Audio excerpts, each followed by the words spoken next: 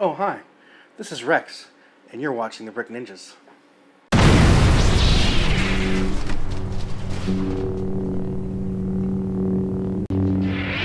Alright, so it's been a couple days since Star Wars The Last Jedi was released, and I'm completely dissatisfied with this movie.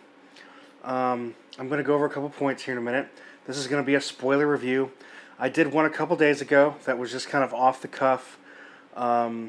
Just my riding on my emotions at the time, but I've had some time to think about it. I've seen the movie twice. The first time I saw it with friends. The second time my daughter really wanted to see it, and I wanted her to see it, and I didn't really tell her much about it because I wanted to know if she would enjoy it or not. And there was something telling about actually both my children who saw the movie that kind of was an interesting gauge for the movie to me. But just getting started on that, I just want to start and say that there's going to be spoilers in this review, so if you don't want any spoilers, don't watch this. But if you really care about my opinion, go ahead and keep watching, because I think I'm going to really dig in pretty deep here with some of the issues with this film. The first thing is, I feel like Rian Johnson went out of his way, or I shouldn't even say went out of his way, but Rian Johnson undid everything that J.J. Abrams established in the first movie, The Force Awakens. And why that decision was made, I don't know. It was very odd to me. Because I really felt like J.J. had established some really great things. But for some reason, Lucasfilm, Kathleen Kennedy, and Disney just wanted to go in a different direction. And I don't really understand that. Second thing is, I was really let down by the main character of this movie, who I was really looking forward to seeing, Luke Skywalker. This movie pretty much undoes everything. I don't know if it does undo everything from the past, and it pretty much says you're not going to see anything else about the Skywalkers in the movie, in the rest of the saga that we're going to go in, the direction we're going to go in. You're going to see completely different things, and we're going to reset everything and kind of redo the rules. And I don't think that was a good idea for Star Wars, because when you have a brand, there's a reason people come back to that brand. You establish a quality or some type of delivery or service that people come accustomed to, and they go back to that brand time and time again, expecting what they got before. And that's not to say that you should get the exact same thing. I mean, Star Wars isn't McDonald's. You're not always going to get the Big Mac or whatever it is. But there are things that, just McDonald's as an example, they have all kinds of other things on their menu, but there are staples that have kept them viable and successful, and they don't ever mess with those things. Coke tried that with New Coke. That almost completely crippled the company, and they had to go back to Coca-Cola Classic as another example. Brands are really sensitive. When you establish something with your core audience and you shake that up too much or you completely change it, they take that very offensively. And I will say that overwhelmingly most of the reviews for this movie have been negative, and they have been from fans of the films. They don't like it. In fact, I feel like a lot of the reviews or the comments I'm seeing on social media and posts and stuff are the positive ones, are relatively the same, and they make me a little suspect. I will say that overwhelmingly all the things I see people complaining about are the same things. So let's go ahead and touch on that. Now, I wrote a blog post about this, and you can check it out. I want this video to accompany that. And this is going to kind of be an expansion on what is in that blog post. So the first thing I want to touch on that totally took me out of the movie in the first few minutes was the humor. And the starting humor where Poe is kind of joking with Hux when he hails him from his ship, saying he has a message from Leia to Snoke. And then he pretends like he can't hear Hux replying.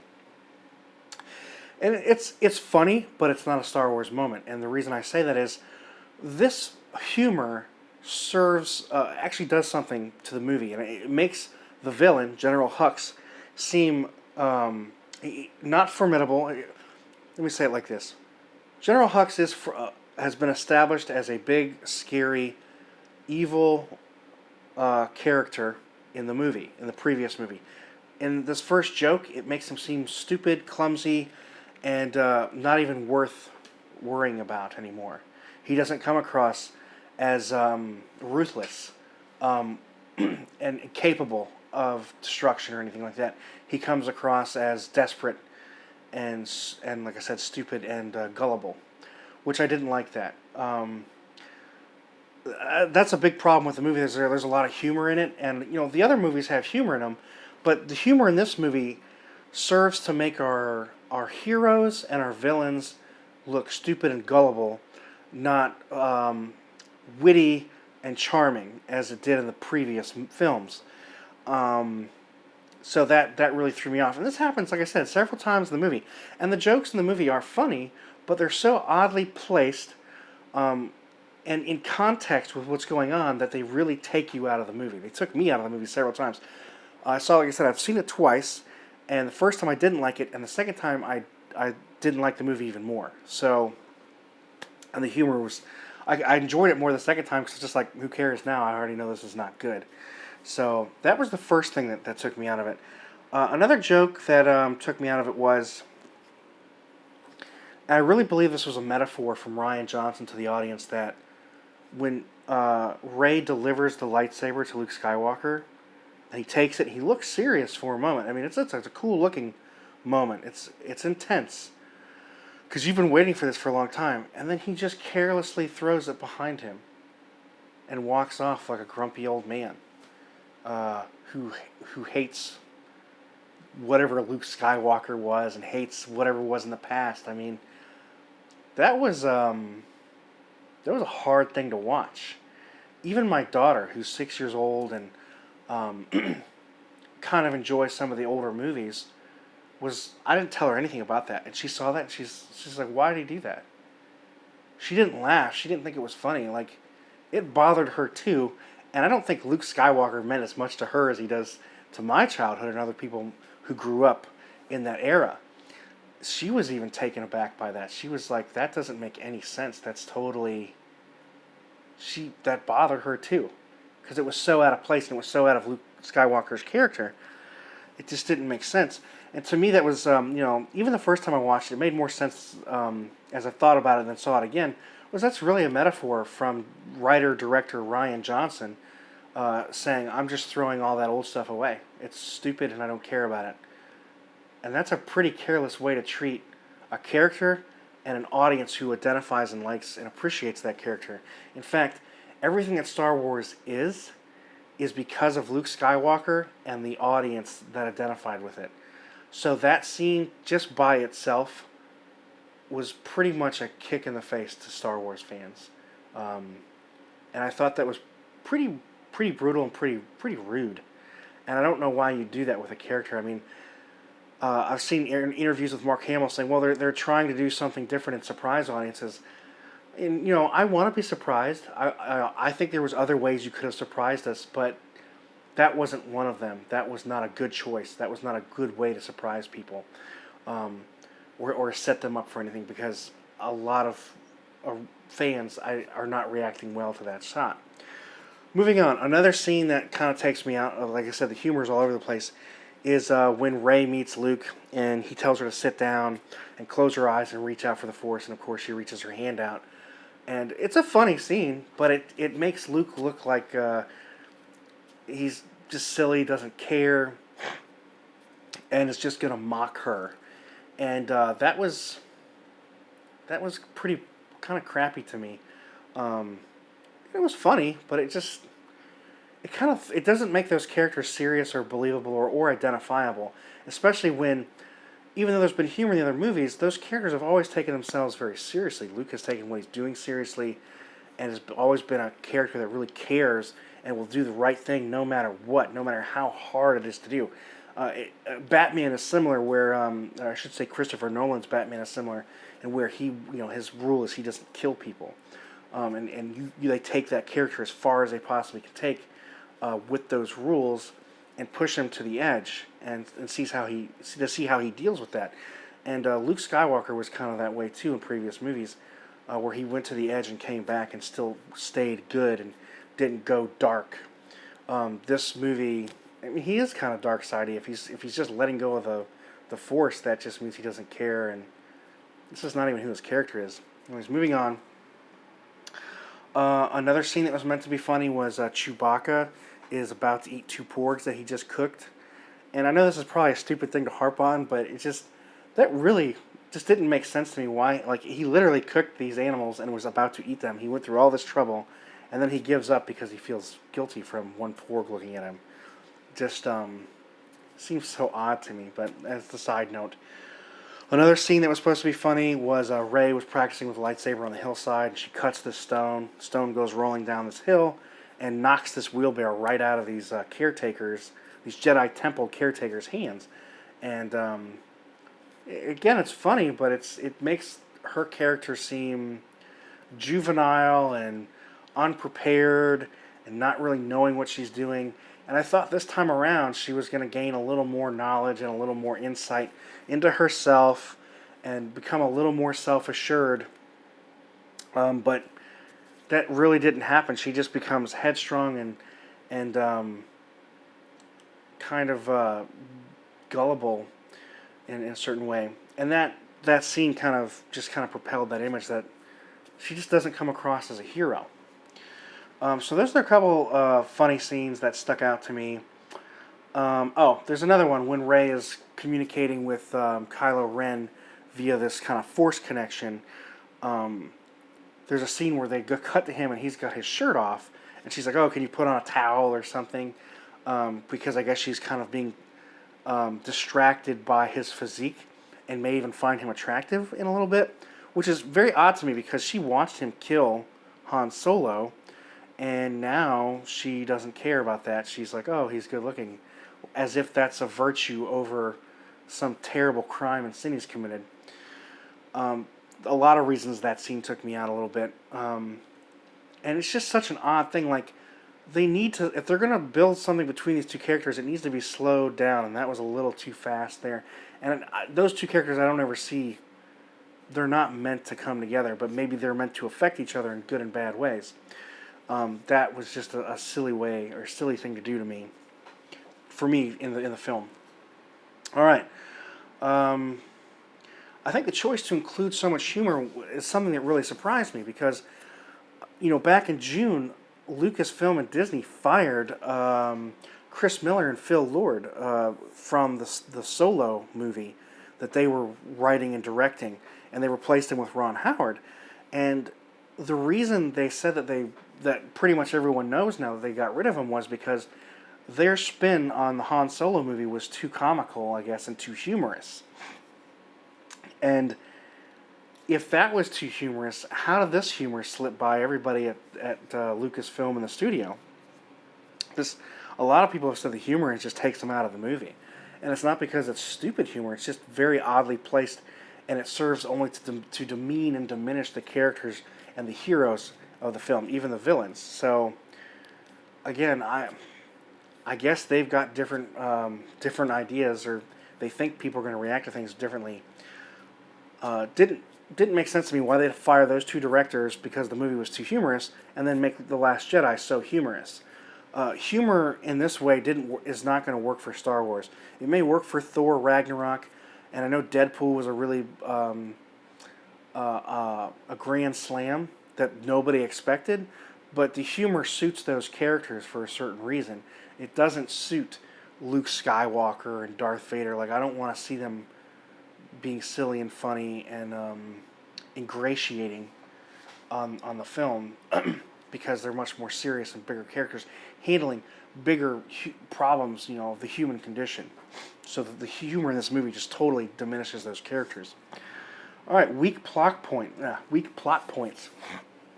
There's a lot of times in this movie where I had to suspend disbelief and just kind of accept situations and characters that had major flaws or were able to take on miraculous feats and overcome the most ridiculous things. And a lot of times you can suspend disbelief in a movie, but you have to develop it, or you have to have exposition that explains it before it happens. And that doesn't happen before or after in any part of this movie. We're just supposed to expect these things, or accept these things. And they didn't make sense to me before or after they happened, and they seem so out of sorts with this film and these characters that that's another thing that took me out, and I score a minus towards the film. Um, one thing being, and everybody's mentioning this, is Leia being killed off in the early part of the movie where she gets sucked into space, and she's pretty much frozen solid, and then she just wills herself back to life, and then flies like Mary Poppins back to the ship through all this dangerous debris flying through space. That was ridiculous. It was really, really ridiculous. It looked ridiculous. It was ridiculous. And I don't know. I mean, it was cringe-worthy to watch. When her character gets sucked out, I was like, oh, I guess this is where they're going to take her out of the film. They had to kind of redo it because she passed away, and that's sad. And I was willing to accept it. But then to bring her back was just silly to me. It was like, oh, come on.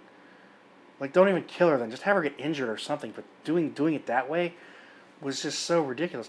Even if her force abilities, I think, pretty much are just she can sense some telepathy or kind of feel what Luke can send to her, and she can feel when something traumatic has happened to people that she loves, like Luke or Han Solo or anybody like that, or even Rey.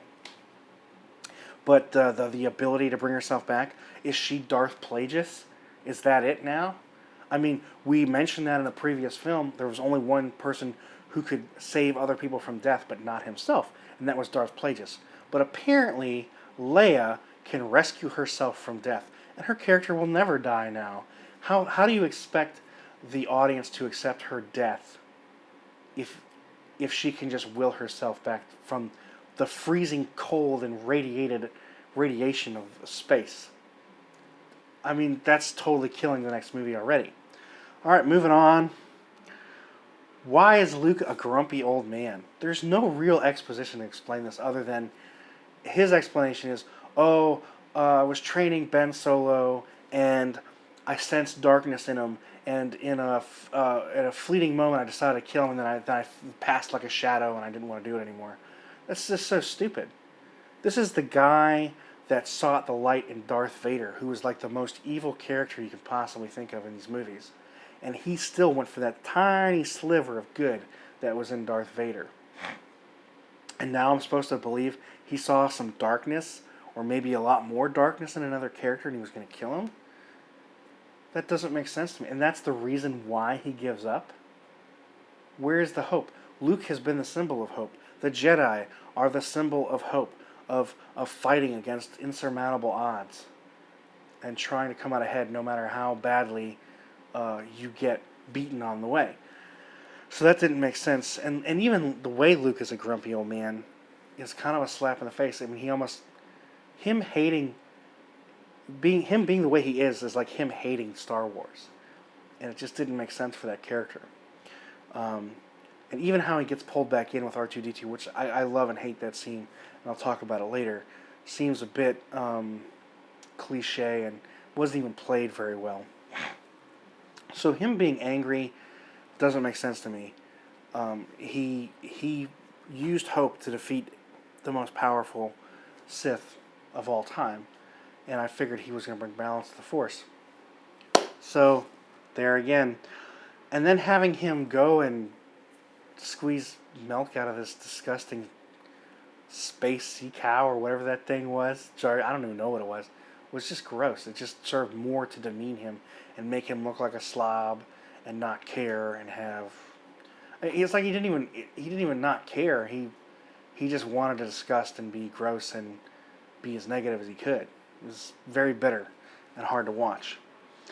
Another weak part of the plot is the Resistance is low on fuel. They can't jump to light speed because basically the First Order has been able to track them, which is thought to be impossible.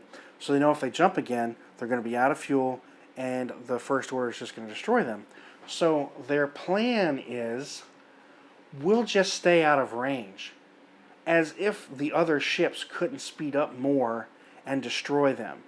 And they mention this in the movie, they're faster, but I'm pretty sure the First Order has a ship with some weapons on it that could be faster, or they could find out another way to do it. The First Order isn't stupid. They're a formidable enemy that has been able to take over like 99% of the galaxy, and all of a sudden they just can't outmaneuver or run. This ship just stays just beyond being able to destroy. I don't buy that at all. That's a weak plot point. It's a silly plot point. Like, that shouldn't even have been in the movie. There should have been something else going on. In fact, most of this movie really should have focused on Luke training Rey and his character and building up something to where he's going to have to face Snoke. And then that way you could still establish Rey and Kylo Ren as adversaries and what's going to happen with them next. But this movie did it all the wrong ways. Moving on. I'm trying not to be snarky, but I am upset about this. The Snoke has turned out to be a completely worthless and useless character. As powerful as he is, he's amassed all this wealth to build this entire First Order. I mean, he makes a planet a Death Star, which is, I don't know, 100 times bigger than the other Death Star, or 20 times, or whatever it was. He has so much wealth and has so much access to land, labor, and capital that he can build this giant weapon and this ship that's like 60 kilometers wide and all this crazy stuff. And he's so super powerful and smart, he can connect Rey and Ren over a vast distance without even knowing where one of them is, and make them force communicate with each other. But he doesn't see Kylo Ren's betrayal. That's really weak. That is, I don't even know how to say how weak that is. That was like watching a kid's play, that point. Like, seriously, he doesn't see that? He's so powerful and can see so much. He doesn't see that. And then to top that off, Kylo Ren killing him, do you think he's going to inherit all that wealth? No. That ship and everything he was on was just destroyed. What is Kylo Ren going to have at his disposal now? A couple of walkers and his ship, and maybe some TIE fighters and a couple Star Destroyers that are maybe left over that weren't destroyed in that particular scene? That doesn't make any sense. That doesn't make any sense at all. It takes a lot of money and a lot of wealth to fund and keep all that stuff going. So they're going to have to explain that in the next movie, which I don't know if I'm very interested in even seeing now after the way they handled all these characters. And I said this earlier, Snoke was getting really interesting in this movie. I was like, okay, cool. Who is this guy? Where does he come from? What does he do? What clues are they going to give us?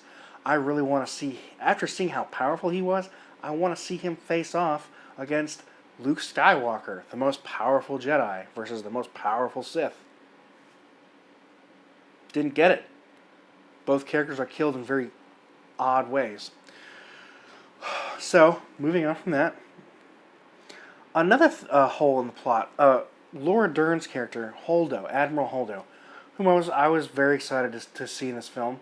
I wanted to see what they were going to do with this new character. She's really just a placeholder. So, after Leia is injured in her space incident, Holdo is put in command while Leia is recovering.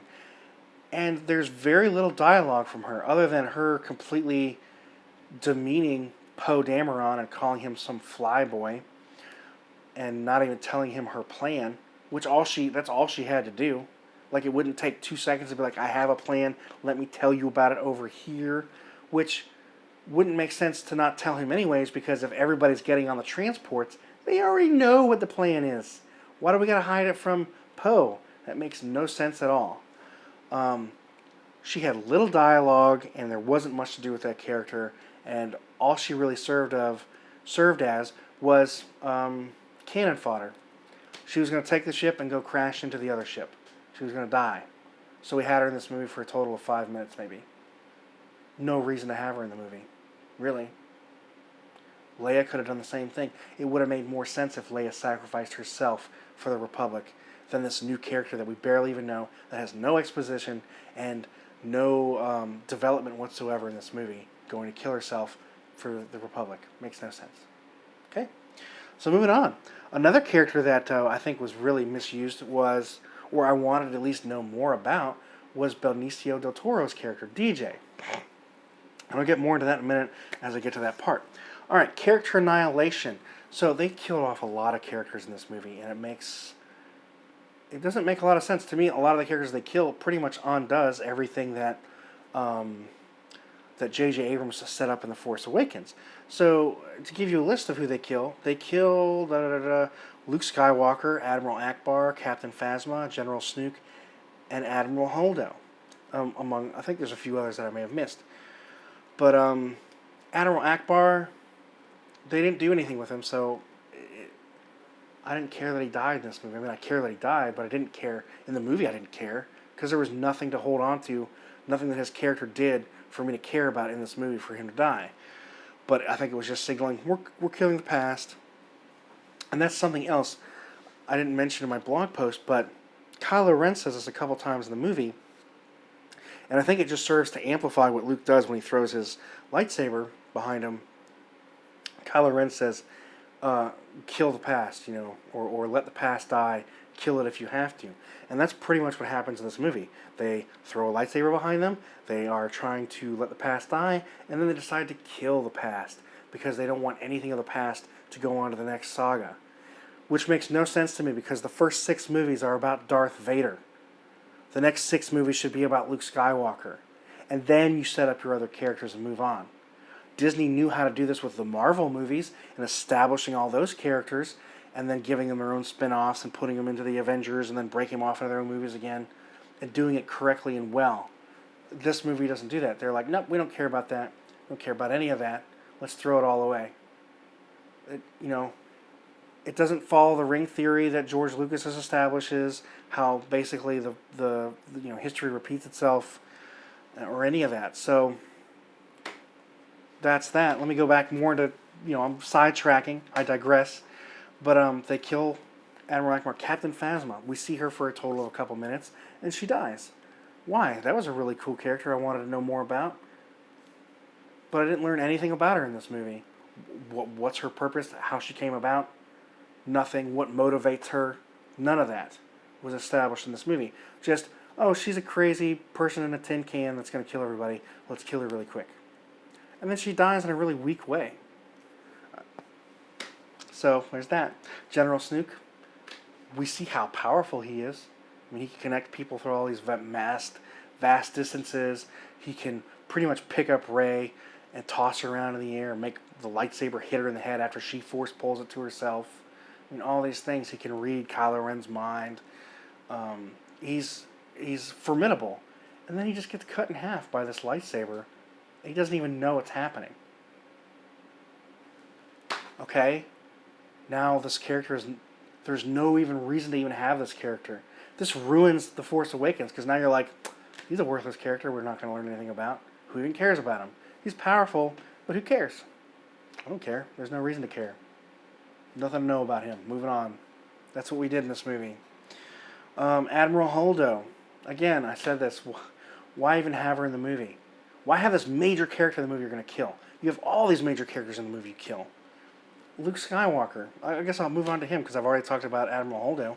But Luke Skywalker is this grumpy old man. And what does he do? He force projects himself onto another planet. How he knew that's where they were going to be, I don't know. Maybe I'll have to look into that. And then he just dies. He doesn't even fight Kylo Ren. He just distracts him for a minute. And he pretty much commits forced suicide. Makes no sense to me. I mean, I don't even know what to say about this. Why do we kill all these characters that we've established and developed and done all this stuff with, and they vaporize or go off into the ether of the universe? Doesn't make any sense to me. In fact, the only person who dies in this movie that you kind of care about is Luke Skywalker. But at that point, even in that film, I've lost a connection with him because he's so drastically different than what his character was before, that it's hard to even care about him when he passes away. I still don't want him to, but I mean, I'm like, this movie's pretty much, this is the movie. This is what they've done. And there's nothing to really grab onto or care about at that point in the movie.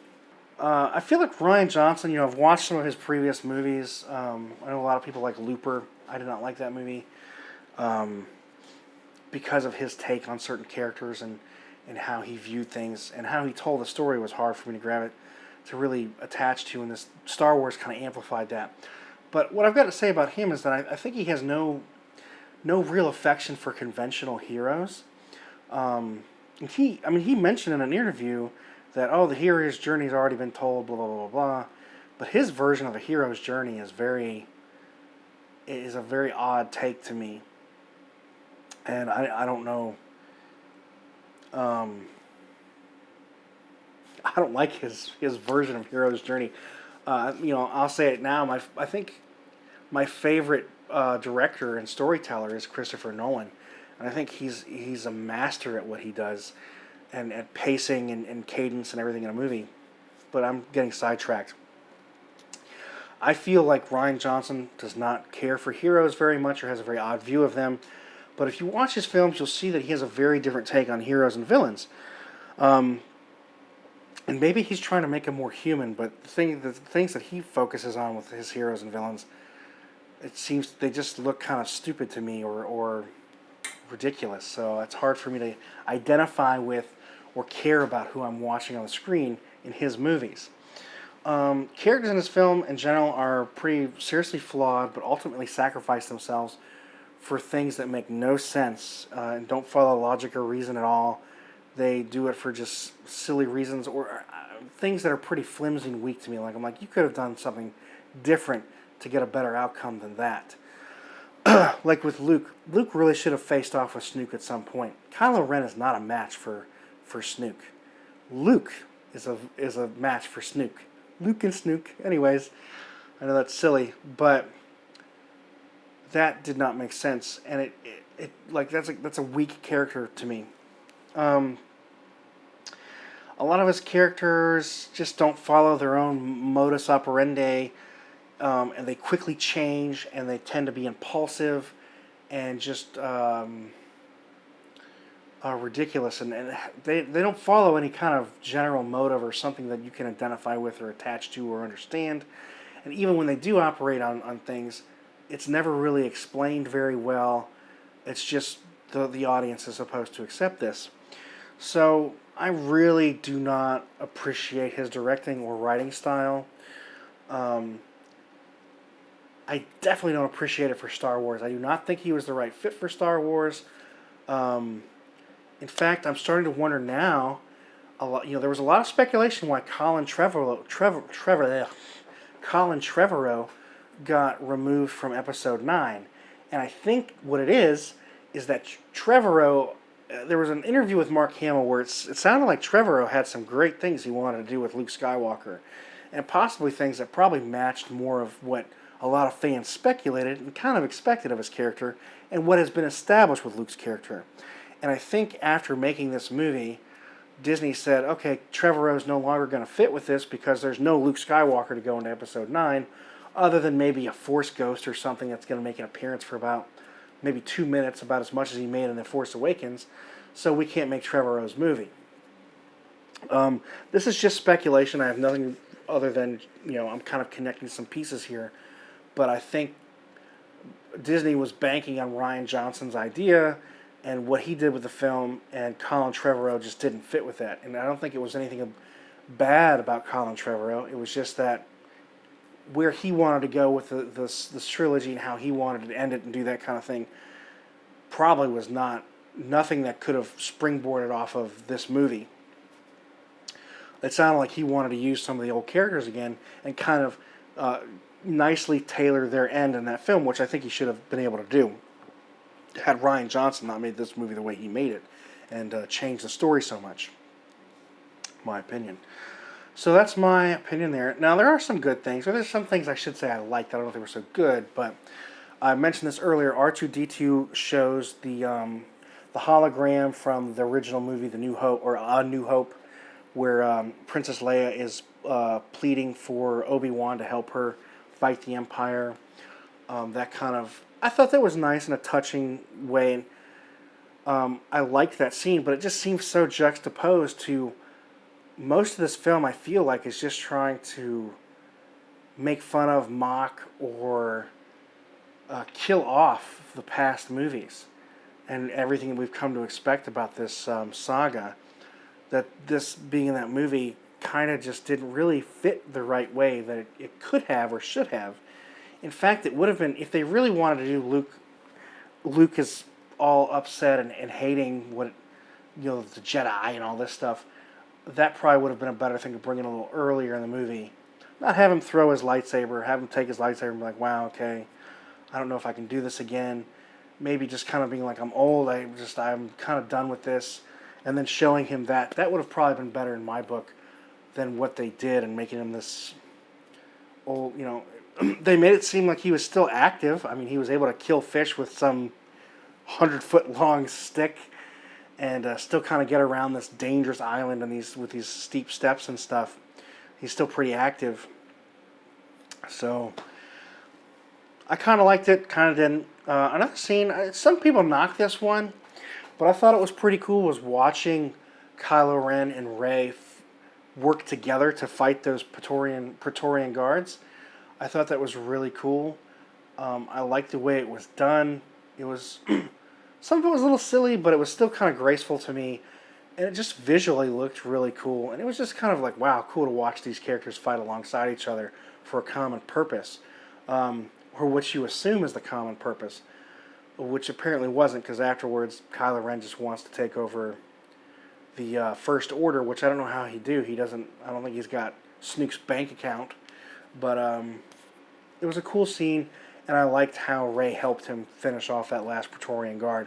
It was really cool. It was fun to watch, and I appreciated that scene. I did, at the same time, as much as I hated seeing Phasma die, I enjoyed watching her back in the movie. Even though she was delivered, she came in really late. But it was cool to see her and Finn go at it again, because you can tell there's a lot of tension there with those two characters, coming from The Force Awakens.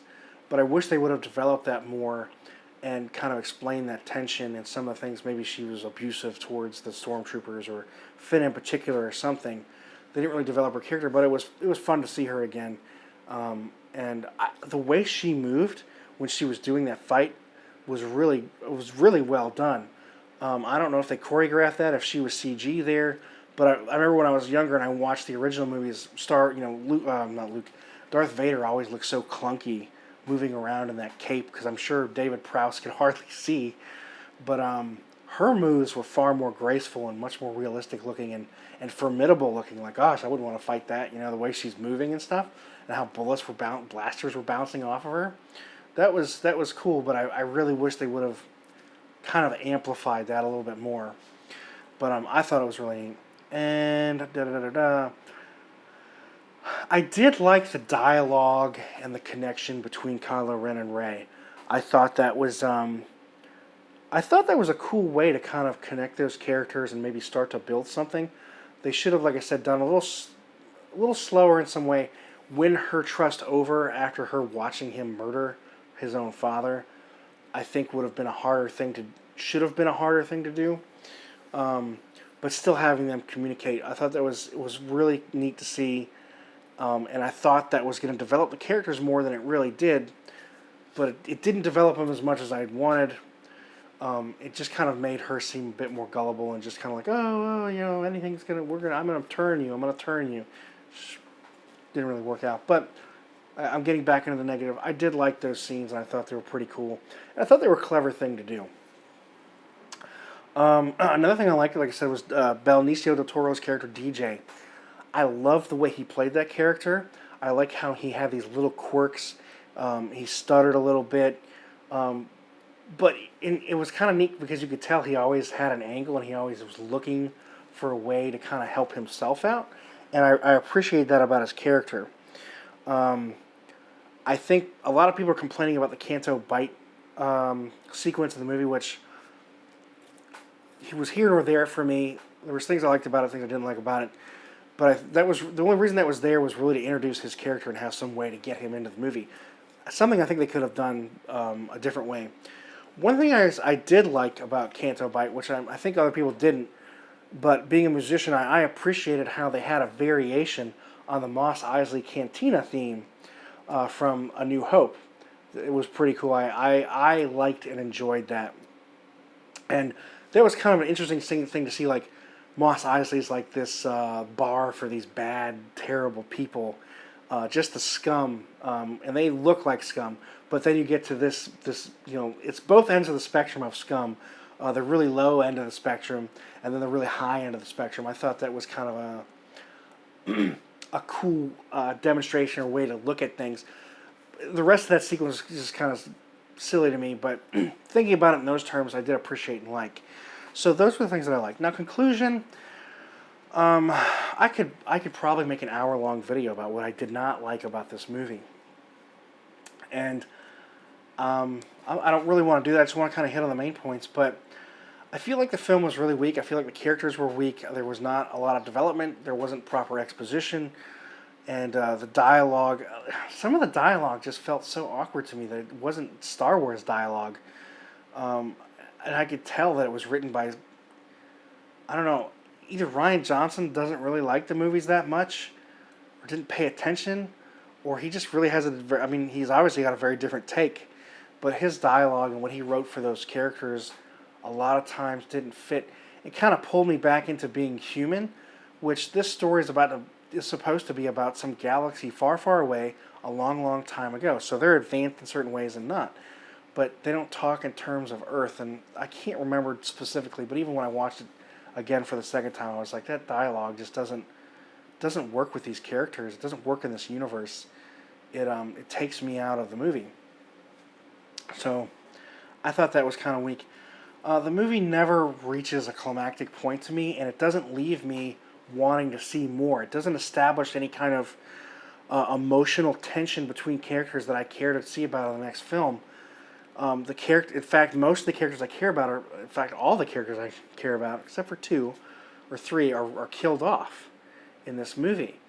So I know I'm not going to see Snoke. I'm not going to learn anything about him in the next movie. I'm not going to really see him reveal more about his character.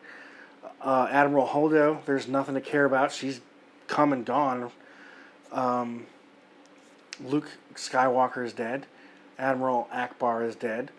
All these characters are gone, and there's nothing to care about in the next film.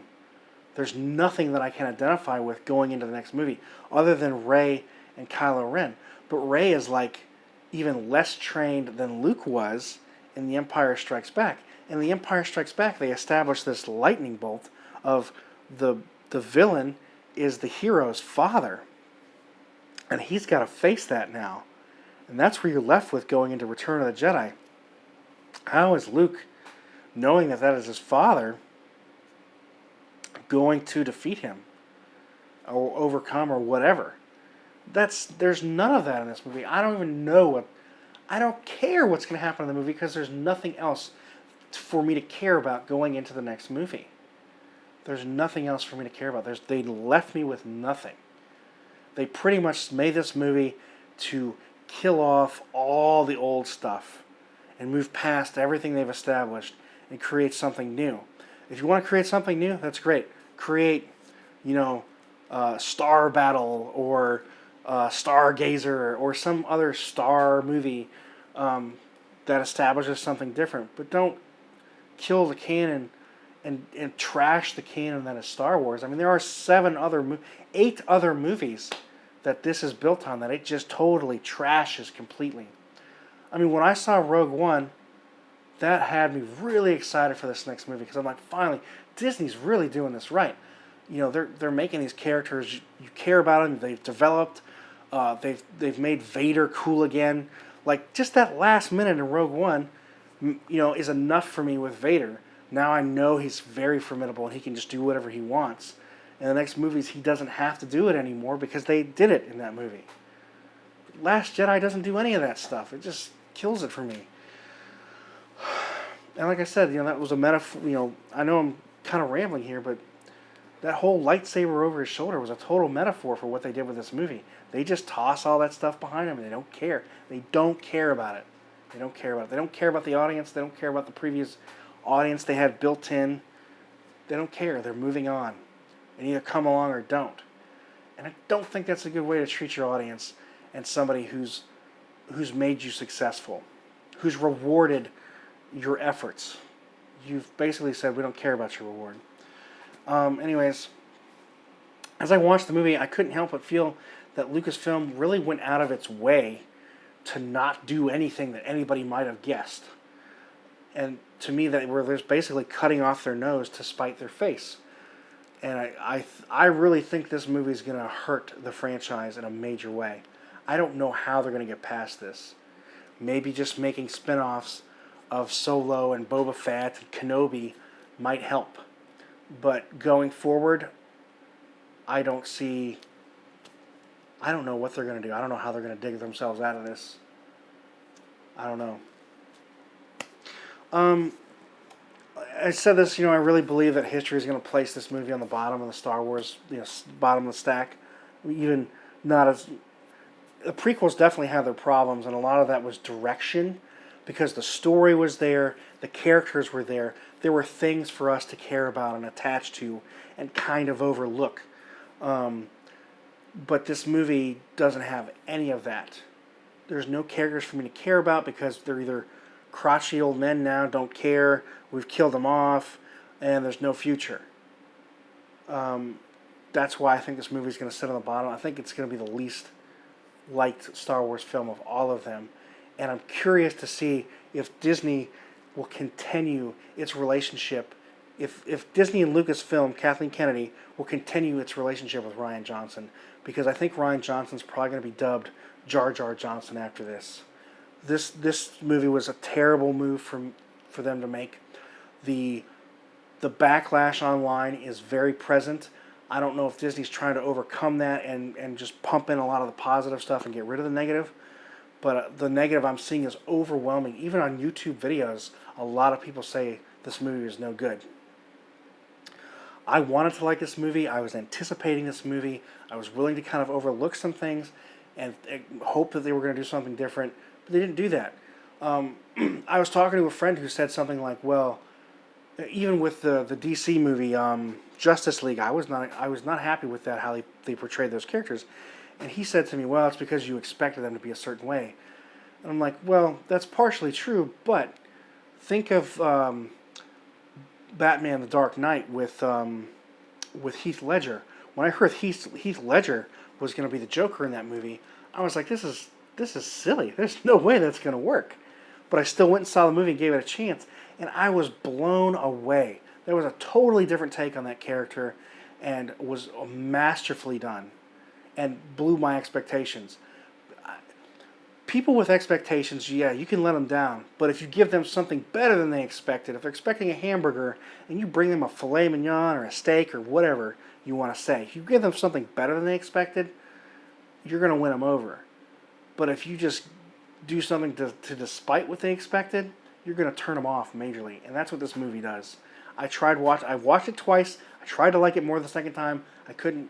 I liked it less the second time. Let me know in the comments below. I mean, do you think that I touched on any good points in this review? Do you agree with anything I say in this review, or do you think I'm completely wrong? I've had a couple people agree with a lot of what I've said, but I'm really interested to hear what you guys think. How did you feel about this movie? Did you like it? I know people who liked it, and I'm happy for them. I'm glad they do like it. Just because I don't like this film doesn't mean I'm a jerk. Doesn't make me a bad person. It just means I don't agree with you, and I don't have to. But if you did like it, tell me why you liked it. If you think I'm wrong about something, tell me why I'm wrong. I want to know. I want to learn. I want to have a better view of the world and what's going on and in the movies. So thanks for watching. I'll see you guys next time.